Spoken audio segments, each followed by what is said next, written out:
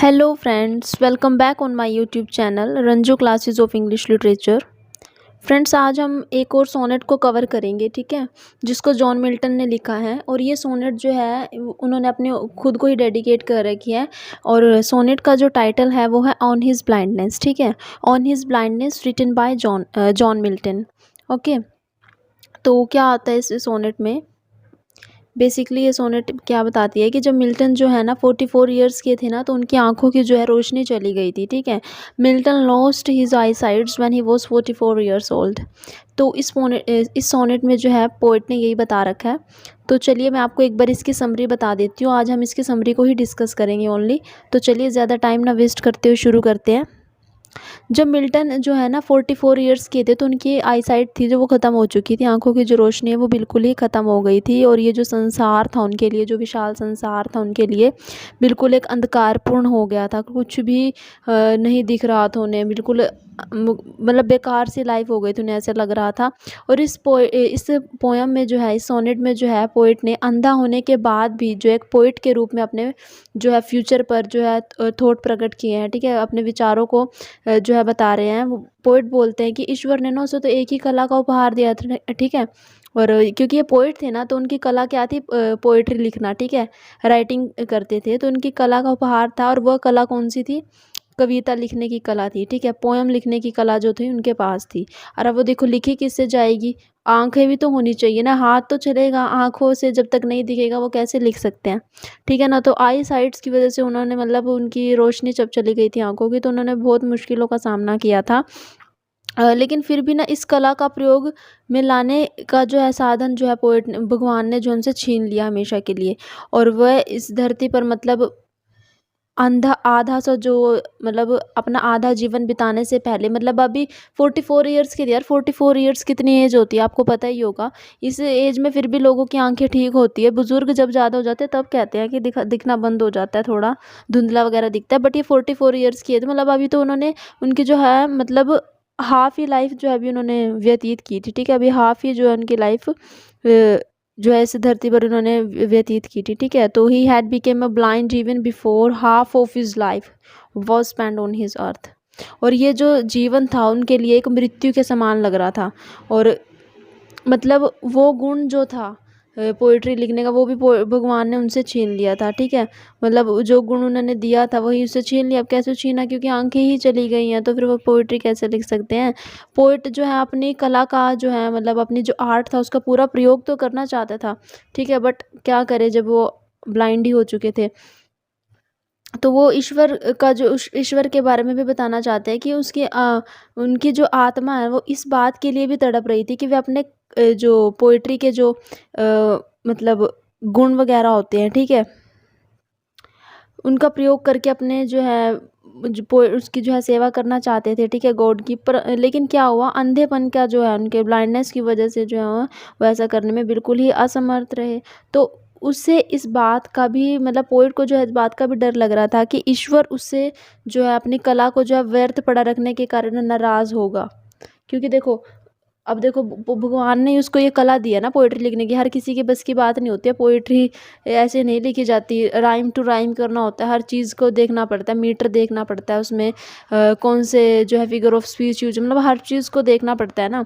तो पोइट्री लिखना एक कला ही होगी एक किस्म से। जैसे डांस एक कला होती है, ऐसे पोइट्री भी एक कला होती है। तो भगवान ने ही उन्हें ये दिया था। अब भगवान ने ही उनसे ये छीन लिया क्योंकि उनको ब्लाइंड कर दिया है, ठीक है, ब्लाइंड हो चुके हैं वो। तो अब वो पोइट्री नहीं लिख सकते। अब पोइट्री के ज़रिए ही जो है वो ना मतलब भगवान की जो है सेवा करना चाहते थे, क्योंकि वो भगवान को ही मतलब मानते थे। उन सभी इस सभी का मतलब जिम्मेदार मानते थे, क्योंकि भगवान ने उनको ये कला दी थी ना। तो अच्छा समझते थे, मतलब वो सोच, अब पोइट को इस बात का डर लग रहा है कि कभी ईश्वर उससे नाराज़ ना हो जाए, ठीक है, क्योंकि उसकी जो कला है वो वेस्ट पड़ी हुई है ना अब। तो ये सोच रहे हैं अब कि भी नाराज़ ना हो। उसके बाद फिर पोइट वह पूछते हैं, मतलब पोइट जो है गॉड से प्रश्न करते हैं। वह कहते हैं कि ईश्वर जो है, भगवान जो इतना अन्यायी कैसे हो सकता है, ठीक है, अन्यायी कैसे हो सकता है? और वो किसी भी व्यक्ति से मतलब जो है मेहनत की माँग करे, जबकि उसके परिश्रम का साधन ही जब छीन लिया जाए, ठीक है? जब वो जिस चीज़ से मेहनत कर रहा है, उसके जो है साधन ही उससे छीन लिया जाएगा। उसका साधन क्या था? आँखों की रोशनी थी, ठीक है? आँखों की रोशनी के ज़रिए तो लिख सकते हैं, हाथ की ज़रूरत होती है, आँखों की ज़रूरत होगी, और आँखों के बिना तो कुछ भी नहीं है ना। तो आँखों से तो हम इस पूरे विशाल संसार को देख पाते हैं, हर चीज़ कर सकते हैं, ठीक है? तो भगवान ने उससे छीन लिया था।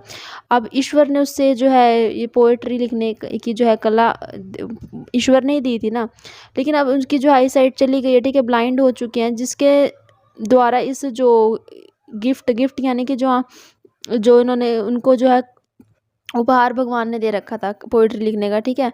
तो जिसके द्वारा वो जो इसका प्रयोग किया जा सकता है, लेकिन वो भी छीन लिया गया। अब ऐसी कंडीशन में क्या होगा कि ईश्वर मतलब जो भगवान है उससे क्या उससे जो है जो ग्रेट पोएट्री लिखने की आशा कर सकता है? जब उसे दिखाई नहीं दे रहा तो क्या सकता है? तो इस प्रकार के संदेहों से ना पोएट बेचैन हो रहा है कि उसको समझ नहीं आ रहा है कि भगवान जो है उससे आशा कर सकता है। पहले उसमें तो कह रहे हैं, देखो पहले उसमें तो बता रहे हैं जो मैंने अभी आपको बताया, उसमें कहते हैं कि कभी भगवान नाराज़ ना हो जाए कि मैं पोएट्री नहीं लिख रहा हूँ। अब पोएट्री वो कैसे लिख पाएगा?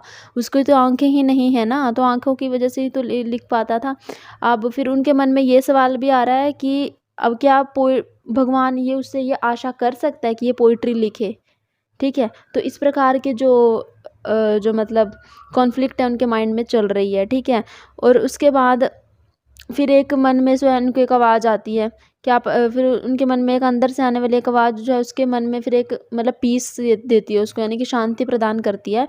तो पोएट जो है इस जो अब आवाज़ कौन-सी है, वो पेशेंस की आवाज़ है, यानी कि धैर्य रखने की, ठीक है? तो उस आवाज़ को वो पोएट जो है क्या नाम देता है? पेशेंस बोलता है। और वो कहता है कि ये जो है अंदर से आवाज़ आ रही है ना, अपने अंतरात्मा की आवाज़ है ना, तो उसका जो मतलब उसका जो है ईश्वर के साथ और ईश्वर और मनुष्य के बीच में आपसे एक संबंध होता है, ठीक है? संबंध को समझा देते हैं। और यहाँ पर जो है पोएट जो है बतला रहे हैं कि ईश्वर मतलब जो गॉड है, गॉड को जो है ये जो मनुष्य होते हैं, मनुष्य के कामों की बिल्कुल भी आवश्यकता नहीं होती है, ठीक है? वो तो क्योंकि खुद ही परिपूर्ण है, ना ही ईश्वर जो है गॉड जो है वो मनुष्यों से, यानी कि जो हम जो लोग हैं अपने द्वारा किए गए जो उपहारों का ब्यौरा मांगता है, वो कुछ नहीं मांगता। गॉड हमसे कुछ नहीं चाहता। वे लोग जो है ईश्वर की इच्छा के सामने विनम्रता पूर्वक झुक जाते हैं ना, ठीक है? यानी कि भगवान की इच्छा के सामने जो अपना नतमस्तक हो जाता है, तो उसके सर्व वही जो है भगवान के जो है सर्वोत्तम जो है क्या होता है सेवक होते हैं, ठीक है?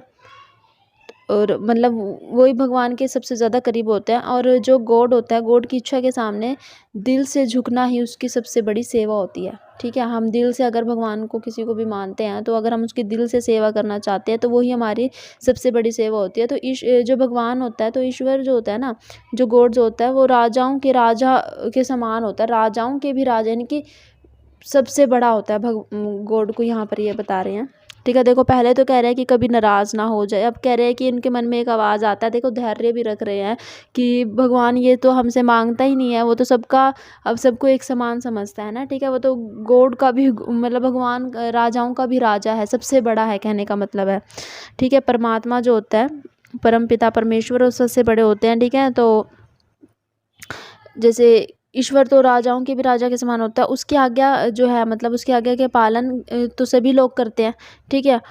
और ये जो होते हैं बिना आराम किए, मतलब ये जो जो लोग होते हैं, ठीक है, बिना आराम किए धरती पर मतलब ये सॉरी ये लोग कह रही हूँ मैं, ये गॉड गॉड वगैरह होते हैं, ठीक है? गॉड हो गए ये, तो धरती पर जो है बिना आराम किए घूमते रहते हैं, हमें दिखाई नहीं देते बट हमारे आसपास ही होते हैं। तो वे परमात्मा के आदेशों की पूरी गति से पालन करते हैं, ठीक है? और फिर यही बस यही पोइट्री है। तो यहाँ पर जो है मिल्टन ने कुछ निष्कर्ष भी दिया है, वो अपनी पोइट्री में ये भी कहना चाहते हैं। वो कहते हैं कि उनको अंदर से उनकी जो आवाज़ होती है, उनकी पेशेंस की जो आवाज़ होती है, जो लोग उसकी इच्छा विनम्रतापूर्वक स्वीकार कर लेते हैं ना, वे ही उसके सर्वोत्तम सेवक होते हैं। पोएट ने ये बताया है कि वो जो भगवान की इच्छा से जो भगवान दे रहा है वो सही कर रहा है। पोएट का कहने का मतलब है जो भी करता है गॉड अच्छा ही करता है, किसी के साथ कोई बुरा नहीं करता, ठीक है? तो यही यही पोएट जो है मान कर चल रहे हैं, ठीक है? नतमस्तक है उनके आगे, फिर भी ब्लाइंड, देखो ब्लाइंड है फिर भी कहीं ना कहीं अब हमारे जैसे लोग विश्वास कहीं ना कहीं होना चाहिए, कहने का मतलब ये है। ब्लाइंड हो गए हैं तो लोग सोचते हैं, लेकिन उन्होंने फिर भी अपनी पोइट्री लिखी है, लिखवाई है, अपनी पोइट्री को बोल करके किसी से लिखवाया भी है, मैंने पता है। जब पैराडाइज लॉस्ट आई थिंक वो लिख रहे थे, तब उस टाइम पर वो ब्लाइंड थे, तो वो पैराडाइज लॉस्ट भी किसी से लिखवाई गई है। अब नाम तो नहीं पता शायद, लेकिन इन्होंने पोइट्री फिर भी जारी रखी। देखो करनी अपने लिखते रहे, फिर भी पोइट्री लिख नहीं रहे थे, लिखवा तो रहे थे किसी से, लेकिन जो उनके थॉट्स थे वो तो उनके खुद के अपने थे ना। ठीक है, तो जो भगवान के सेवक होते हैं वही भगवान के ज़्यादा सबसे करीब होते हैं। ठीक है, भगवान को अच्छे दिल से मानते हो। ये इस पर हम कंक्लूजन पर हम इसका क्या निकलता है कि वे लोग जो उसके जो है भगवान को दिल से मानते हैं, तो उसके आदेशों की जो है प्रतीक्षा करते हैं, केवल वही खड़े रहते हैं, और मतलब वही जो है सब भगवान के सबसे ज़्यादा करीब होते हैं। और जो गॉड होता है, परम पिता परमेश्वर होता है, कि किसी भी मनुष्य से किसी चीज़ की जो है कोई मांग नहीं करता है। ठीक है, किसी से ये नहीं कहता, क्योंकि उसके लिए सब बच्चे जो है, हम ये दुनिया में सारे ही बच्चे हैं भगवान के, तो ठीक है वो सब उनके लिए समान होते हैं। और परमात्मा की जो सेवा होती है वही सबसे बड़ी सेवा होती है, और उसी की इच्छा से इन्होंने सब कुछ है आपने प्रसन्नतापूर्वक स्वीकार किया है। ठीक है, और कहते हैं कि जो लोग होते हैं, ठीक है, उन्हें ना कभी भी भाग्य को नहीं कोसना चाहिए, बड़बड़ाना नहीं चाहिए, आलतू फालतू कुछ भी नहीं बोलना चाहिए। मतलब गॉड जो कर रहा है वो अच्छा ही करता है। ठीक है, और उसके जो द्वारा दिए गए जो उसके द्वारा दिए गए जो कंडीशन है, हर कंडीशन में हमें जो है प्रसन्न जो है खुश रहना चाहिए। ठीक है, उस पर विश्वास रखना चाहिए। और उसके बाद